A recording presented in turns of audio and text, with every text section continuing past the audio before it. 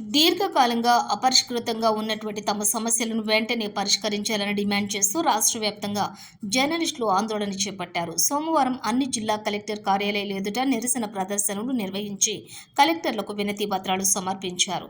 Telangana working journalist federation రాష్ట్ర committee పిలుపు మేరకు ఆయా జిల్లా కమిటీల ఆధ్వర్యంలో కలెక్టర్ కార్యాలయాల వద్ద జర్నలిస్టులు నిరసన కార్యక్రమాలు విజయవంతంగా జరిగాయి.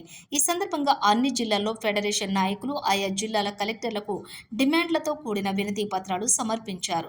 రాష్ట్ర వ్యాప్త ఆందోళనలో భాగంగా హైదరాబాద్లోని మాసుబ్ ట్యాంకులో గల రాష్ట్ర సమాచార పౌర సంబంధాల శాఖ కమిషనర్ కార్యాలయం వద్ద జర్నలిస్టులు పెద్ద సంఖ్యలో నిరసన ప్రదర్శన నిర్వహించారు. ఈ కార్యక్రమంలోని పాల్గొన్న ఫెడరేషన్ రాష్ట్ర అధ్యక్షులు మామిడి సోమయ్య ఈ సందర్భంగా మాట్లాడుతూ గత ప్రభుత్వం 10 ఏళ్ల జర్నలిస్టుల సమస్యలను పరిష్కరించకుండా అన్యాయం చేసిందని, కాంగ్రెస్ ప్రభుత్వం కూడా అధికారంలోకి వచ్చి ఏడాది గడిచిన సమస్యలను పరిష్కరించకుండా జాప్యం చేస్తుందని ధ్వజమెత్తారు. సుప్రీంకోర్టు తీర్పు సాకుతోటి జర్నలిస్టులకు ఇళ్ల స్థలాలు ఇవ్వకపోవటం, కొత్త అక్రెడిటేషన్ కార్డులు, హెల్త్ కార్డులు ఇంతవరకు ఇవ్వకుండా కమిటీల పేరుతో కాలయాపన చేయటం దుర్మార్గమని అన్నారు.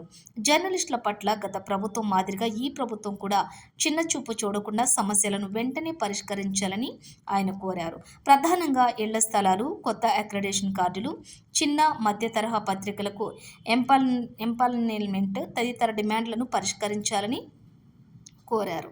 ఈ కార్యక్రమంలోని ఫెడరేషన్ రాష్ట్ర ప్రధాన కార్యదర్శి బి బసవపున్నయ్య, రాష్ట్ర ఉపాధ్యక్షులు పిల్లి రామచందర్, గుడిగా రఘు, కార్యదర్శులు ఎస్కే సలీమా, కార్యవర్గ సభ్యులు కె పాండురంగారావు, పి నాగవాణి, మణిమాల, నాయకులు ఎర్రమిల్లి రామారావు, శ్రీనివాస్ గౌడు, రవికుమారు, సిహెచ్ రంగయ్య తదితరులు పాల్గొన్నారు.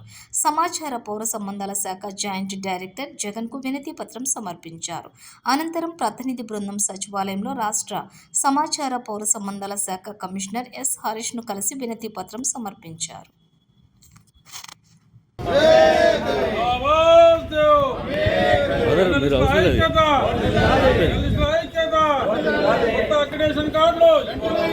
కొత్త అక్రెడిటేషన్ కార్డులు, హెల్త్ కార్డులు,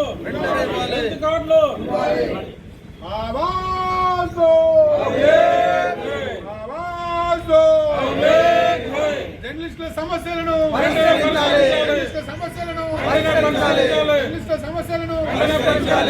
ఈ పిలుపు మేరకు ఇవాళ అన్ని జిల్లాల్లో దాదాపు 33 జిల్లాల్లో కూడా మన జర్నలిస్టు మిత్రులంతా నిరసన ప్రదర్శన చేస్తున్నారు.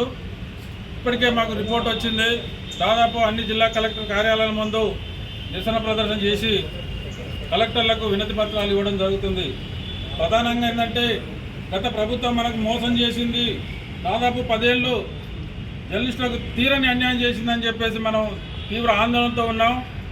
కాంగ్రెస్ ప్రభుత్వాన్ని ఏదో రకంగా మనం కూడా సపోర్ట్ చేసి ప్రభుత్వం మారాలని చెప్పేసి కాంగ్రెస్ ప్రభుత్వం రావడానికి మనం కూడా జర్నలిస్టులను ఎంతో సహకరించాం. ఒకవైపు తెలంగాణ రాష్ట్రం రావడానికి ఆనాడు జర్నలిస్టులు చాలా ప్రయత్నం చేశారు. ప్రత్యక్షంగా కానీ పరోక్షంగా ప్రయత్నం చేసినప్పటికీ ఆ ప్రభుత్వం మనల్ని పట్టించుకోలేదు. ఇప్పుడు కాంగ్రెస్ గవర్నమెంట్ వచ్చి కూడా దాదాపు ఏడాది గడిచిపోయింది.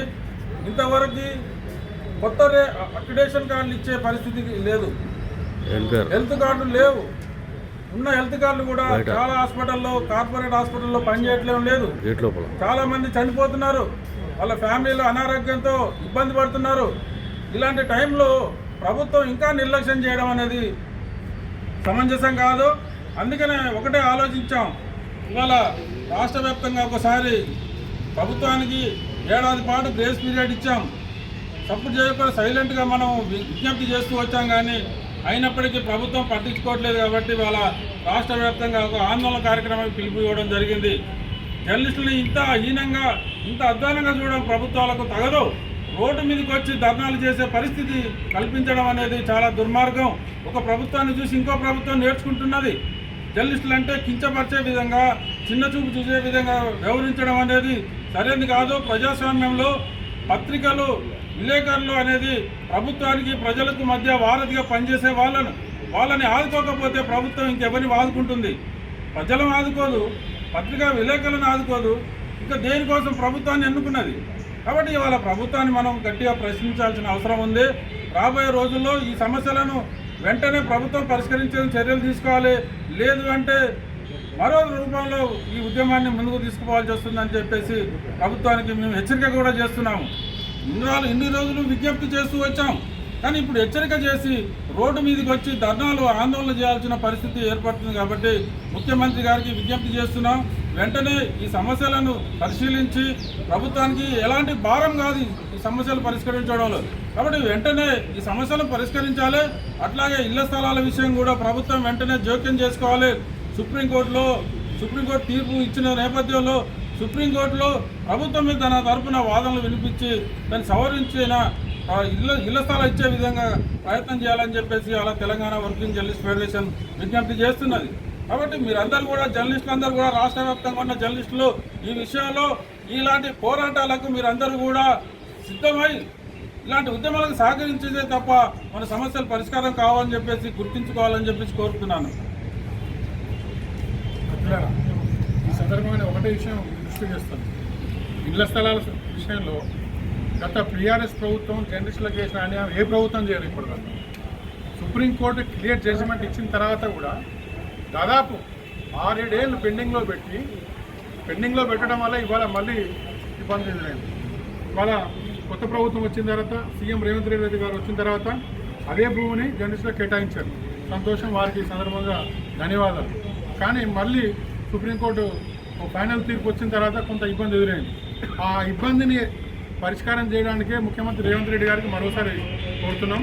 సుప్రీంకోర్టులో మనం ఇంప్లీట్ కావాలి, ఆ కేసులో మళ్ళీ ఇంప్లీట్ కావాలి, వాదనలు చేయించాలి, జర్నలిస్టులకు అనుకూలంగా తీర్పు వచ్చే విధంగా.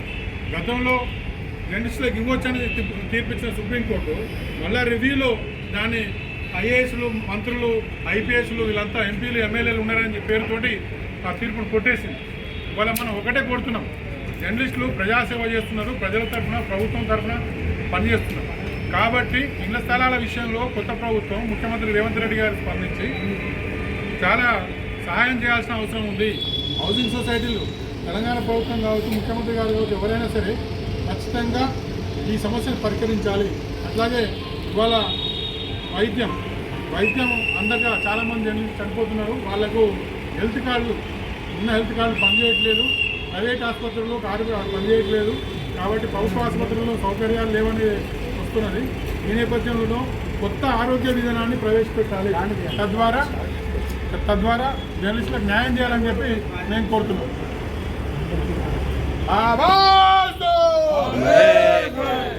సమస్యలను